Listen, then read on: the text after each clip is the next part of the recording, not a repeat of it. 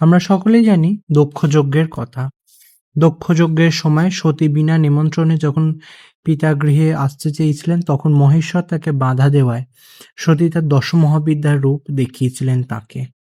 সেই দশমহাবিদ্যার অন্যতম বিদ্যা হচ্ছেন মা ভুবনেশ্বরী। আজকের ভিডিওতে আমরা কথা বলতে চলেছি হুগলি জেলার অন্তর্গত চন্দননগরের শ্রী শ্রী মা ভুবনেশ্বরীর পুজোর ব্যাপারে। তাই চলুন আজকের ভিডিওটা শুরু করা যাক। কথিত আছে যে সেনেটের মা বিশালাক্ষী এই মন্দির প্রতিষ্ঠিতা। মা বিশালাক্ষীর এই পূজাদি সবই মায়ের আদেশে। একদিন এক ভদ্রলোক ভোরবেলা 4টে নাগাদ হরিনাম নিতে নিতে স্নান করতে যাচ্ছিলেন। তিনি হরে কৃষ্ণ জপ করতে করতে যখন যাচ্ছিলেন তিনি দেখলেন 3জন মহিলা সে ঘাটে উপস্থিত।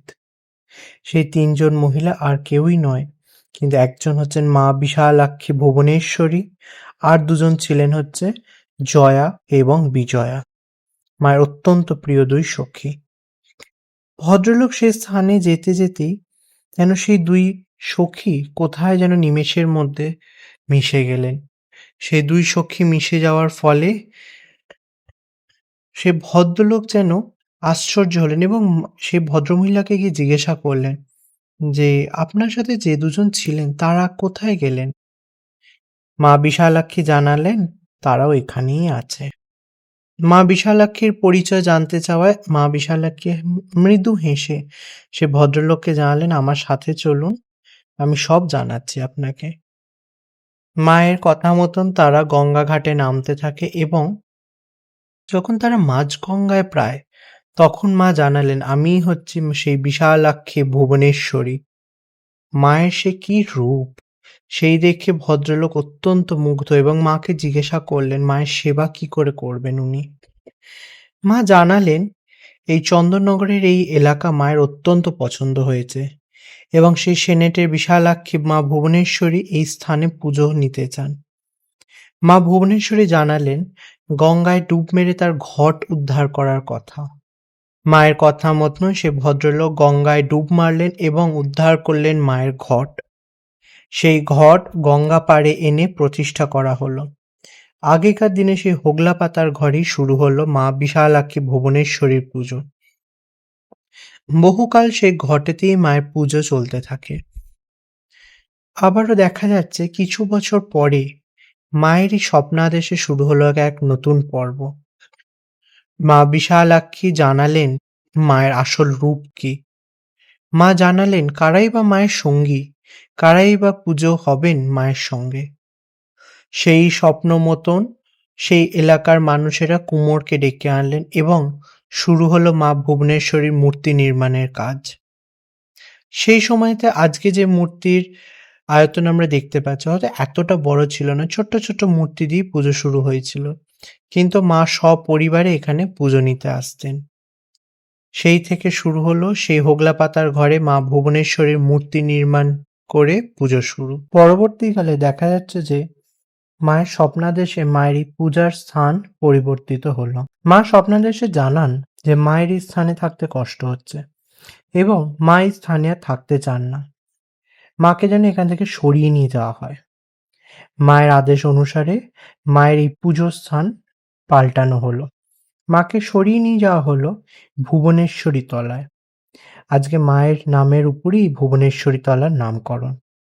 ভক্তরা হাতে হাত মিলিয়ে শুরু করলো মায়ের মন্দির নির্মাণের কাজ।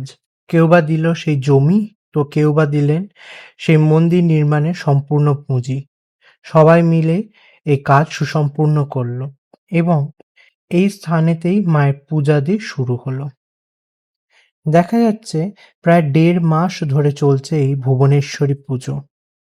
আষাঢ় মাসে রথযাত্রা থেকে শুরু হয় এবং শ্রাবণ মাসের শেষ রবিবার পর্যন্ত চলে এই পুজো। প্রথম 2 দিনের পুজোটি হয় হচ্ছে বারোয়ারি এবং মাঝখানে দিনগুলি হয় হচ্ছে মানসিক পুজো।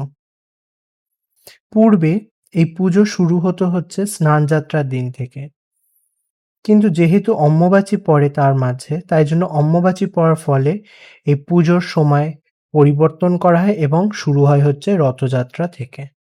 মায়ের বিগ্রহের দিকে দেখলে আমরা দেখতে পাই একটি অত্যন্ত সুন্দর বিগ্রহ। প্রতিমার দিকে তাকালে যেন চোখ ফেরানো যায় না। এবং প্রতিমাটিতে রয়েছে বিশেষ কিছু মাহাত্ম্য। আমরা প্রথমেই দেখতে পাচ্ছি হচ্ছে বাবা মহেশ্বর, স্বয়ং মহেশ্বর মায়ের সঙ্গে, এবং সচরাচর যে শিবকে আমরা দেখে থাকি দুটি হাত সম্পূর্ণ, সেই শিব কিন্তু এখানে চতুর্ভুজা। এবং দেখা যাচ্ছে যে শিবের যেহেতু অনেক সহস্র হাত ভগবানের, সেইখান থেকে এখানে আমরা ৪টি হাত কল্পনা করি মহাদেবের। মায়ের এক পাশে মহাদেব এবং ডান পাশেতে আছে নারদ মুনি। নারদ মুনির সঙ্গে রয়েছে ঢেকি। মায়ের দুপাশে রয়েছে দুই অত্যন্ত প্রিয় সখী, সখী জয়া ও সখী বিজয়া, এবং তাদের সঙ্গে রয়েছে আরও ৬টি সখী। সব মিলিয়ে মায়ের অষ্টসখী মায়ের দুপাশে বিরাজমান। মায়ের বাঁ দিকে রয়েছে ব্রহ্মাদেবের মূর্তি এবং ব্রহ্মাদেবের বাহন হাঁস, এবং মায়ের ডান দিকে রয়েছে শ্রীহরি শ্রী বিষ্ণুর মূর্তি।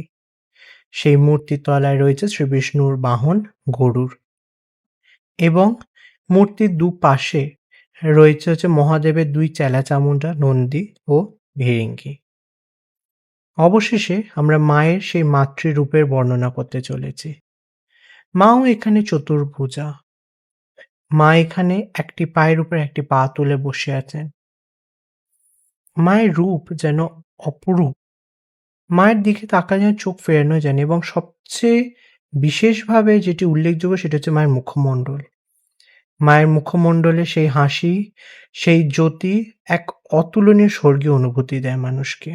এই মা বিশালাক্ষী ভুবনেশ্বরীর পুজোয় রয়েছে কিছু বৈশিষ্ট্য।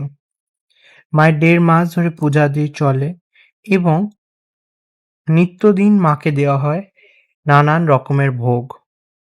ভোগের মধ্যে রয়েছে পোলাও, আলুর দম, পায়েস, ভাজা, পান ইত্যাদি, এবং ফল মিষ্টি নৈবেদ্য তো রয়েইছে। রোজ এই ভোগ পুজোর পরে হাজার হাজার মানুষকে বিতরণ করা হয় বিনামূল্যে। সন্ধ্যাবেলা বিশেষভাবে উল্লেখযোগ্য হচ্ছে মায়ের এই সন্ধ্যা আরতি। সন্ধ্যা আরতি দেখবার জন্য দূর দূরান্ত থেকে লোকে আসেন, এবং বহু লোকে এখানে মানসিকও করে যান। মানা হয় মাকে কেউ যদি মন থেকে কিছু চায় মা তার ইচ্ছা পূর্ণ করেন। যখন শ্রাবণ মাসের শেষ রবিবারে যখন পুজোটি আয়োজিত করা হয়, সেই সময় দেখা যায় হচ্ছে নরনারায়ণ সেবা। হাজার হাজার মানুষ এখানে নরনারায়ণ সেবাতে খেতে আসেন, এবং পরের দিন বিসর্জনকালে রয়েছে একটি বৈশিষ্ট্য। বিসর্জনের সময় প্রথমে নন্দী, ভৃঙ্গি, বিষ্ণুদেব, ব্রহ্মাদেব, তাদের বাহন এবং মায়ের অষ্টসখী প্রথমে গঙ্গা ঘাটে যায়। পরবর্তীতে নারদ মুনি, মহেশ্বর এবং মা উপস্থিত হন গঙ্গা ঘাটে। সর্বপ্রথম মায়ের বিসর্জন দিয়ে শুরু করা হয়, এবং আস্তে আস্তে একের পর এক বিসর্জন চলতে থাকে, এবং এই করেই সুসম্পূর্ণ হয় সেই বছরের ভুবনেশ্বরী পুজো, এবং আবার আরেকটি বছরের আশা এবং দিন গোনা শুরু আমাদের। আশা করছি আজকের ভিডিওটি আপনাদের সকলের খুব ভালো লেগেছে। যদি ভালো লেগে থাকে একটু লাইক, শেয়ার আর সাবস্ক্রাইব করে আমাদের পাশে থাকবেন।